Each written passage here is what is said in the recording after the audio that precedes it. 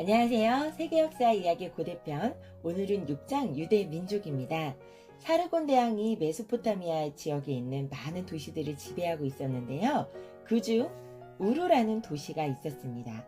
성경의 창세기를 보면 아브라함에 대한 이야기가 나오는데 여기 우루에서 나옵니다. 옛날에 아브라함이란 사람이 우루라는 도시에서 아버지 테러와 함께 살고 있었습니다. 아브라함은 상인인 아버지를 도와 장사를 했는데요.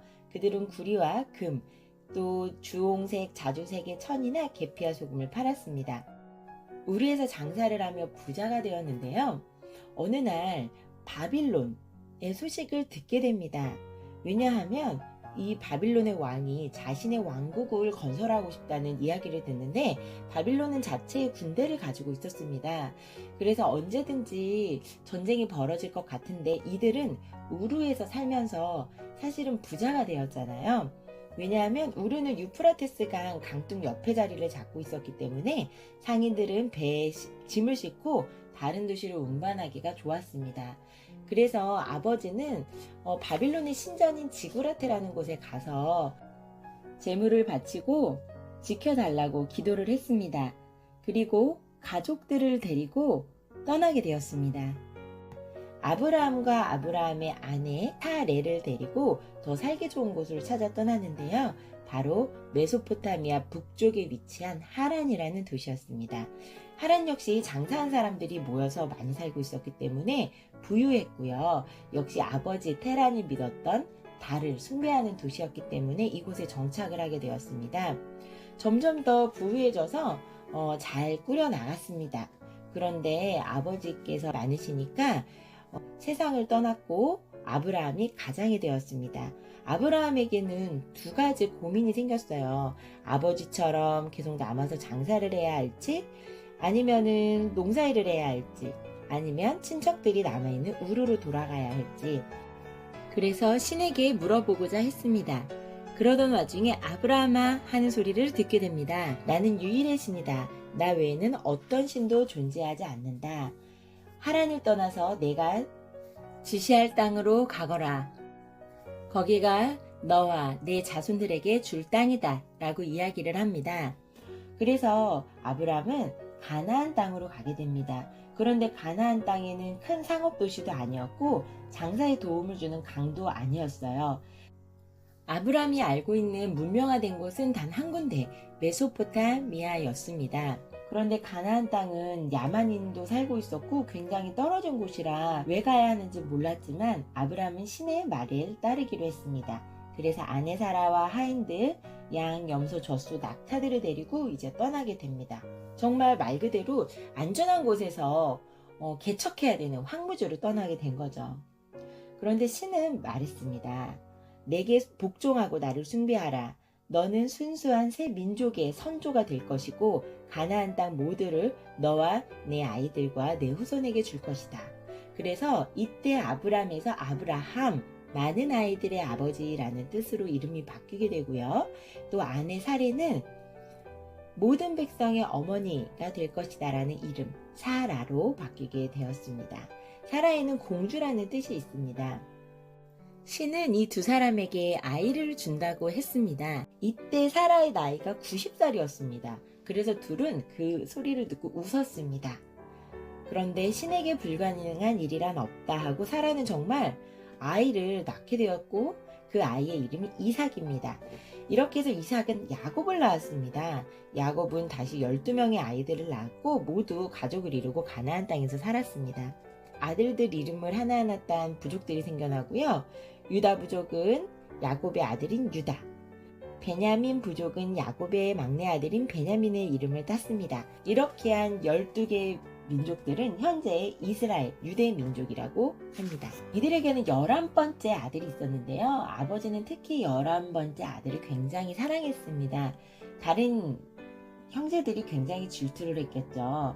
그리고 아버지께서 굉장히 좋은 옷을 아들 요셉에게 입혔는데 형들의 질투에 못 이겨 요셉은 어느 날 형들이 파는 구덩이에 빠지게 됩니다. 그때 마침 상인들이 지나가고 있었습니다. 그래서 상인들한테 이 노예로 팔게 되고요. 이 옷에 피를 묻혀서 아버지에게 가서 사자가 요셉을 물어 죽였다고 거짓말을 하게 됩니다. 불쌍한 요셉은 정말 이집트로 이제 끌려가게 되고요. 이때 당시 이집트 파라오의 노예로 팔려가게 됩니다. 이집트의 노예가 된 이 요셉은요, 파라오를 지키는 시위대장인 보디발의 집에서 살게 되었습니다. 불평불만도 할 수도 있었지만 요셉은 보디발의 집에서 열심히 일했습니다. 그래서 점점 보디발은 요셉을 믿게 되었고요. 중요한 일도 아주 많이 맡게 되었고 결국 집안일을 전부 관리하게 되었습니다. 그런데 보디발의 아내가 요셉의 세력이 점점 커지는 것 같아서 모함을 하기 시작했습니다. 결국 요셉은 감옥에 갇히게 되었습니다. 감옥에서 어느 날 아침 어떤 죄수가 걱정스러운 표정으로 앉아있는 겁니다. 이상한 꿈을 꿨다고요. 그 꿈을 듣고 요셉은 이야기했습니다. 파라오가 곧 당신을 감옥에서 풀어주고 당신의 죄를 용서해 주려는 꿈입니다. 꿈꾼 죄수는 믿을 수 없다는 듯이 한번 물어봤어요. 어떻게 그걸 아세요? 어떤 꿈인지는 하나님만 알아요. 하나님이 당신의 꿈에 대한 답을 내게 보여주었어요. 이렇게 하고 정말 3일 만에 이 죄수는 풀어지게 되었습니다. 그런데 이 유대인 요셉에 대한 존재는 까맣게 잊었습니다. 어느 날 이집트의 왕 파라오도 끔찍한 꿈을 꾸었는데요. 하인들에게 이 꿈이 무슨 뜻인지 누가 말해보겠는가 했으나 아무도 말하지 못했습니다. 그런데 그때 이 죄수가 감옥에 있던 그 요셉이 생각이 난 겁니다. 그래서 요셉을 데리고 와서 파라오가 물었습니다. 나일 강둑에서 서 있는데 살이 찐 암소 7마리가 물에 걸어 나와 강둑에서 자라고 있는 풀을 뜯어 먹었다. 그런데 다시 못생기고 비쩍 마른 암소 7마리가 물에서 나오더니 살찐 암소들을 모두 삼켜버렸다. 이게 무슨 뜻이겠는가? 라고 물었을 때 요셉은 나의 신이 내게 꿈을 알 수 있는 지혜를 주셨습니다. 신이 말하기를 7마리의 살찐 암소는 앞으로 7년 동안 풍년이 든다는 것을 말합니다. 나일강이 범람하면 농작물이 잘 자랄 것이고 이집트 백성은 먹을 것이 풍부해질 것입니다. 하지만 7마리의 비쩍 마른 암소는 7년 동안 기근을 나타냅니다. 이 기근은 흉년으로 식량이 모자라서 굶주리는 상태입니다. 기근이 오면 나일강은 범람하지 않을 것이며 농작물은 말라 죽게 됩니다. 파라오님, 당신은 풍년이 되는 7년 동안 곡식을 모으는 일을 책임질 현명한 사람을 골라서 일을 맡겨야 할 것입니다.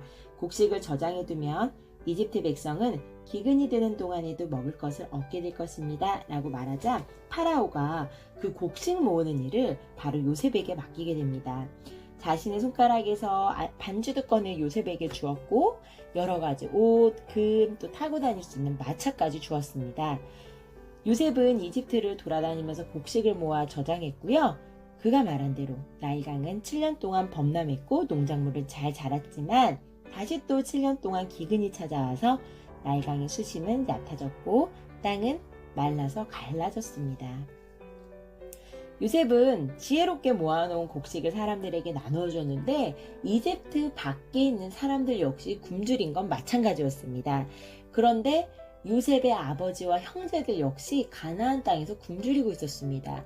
그러자 아빠께서 이집트에 가면 먹을 게 있다는데 좀 구해오거라 하고 형들을 보내게 됩니다.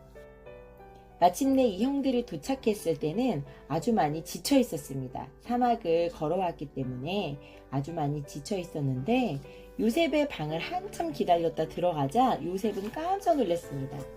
왜냐하면 형들을 알아봤기 때문입니다. 하지만 형들은 이집트의 총리가 되어서 요셉을 상상조차 하지 못했고 이미 어른이 된 요셉의 얼굴을 알아보지는 못했습니다.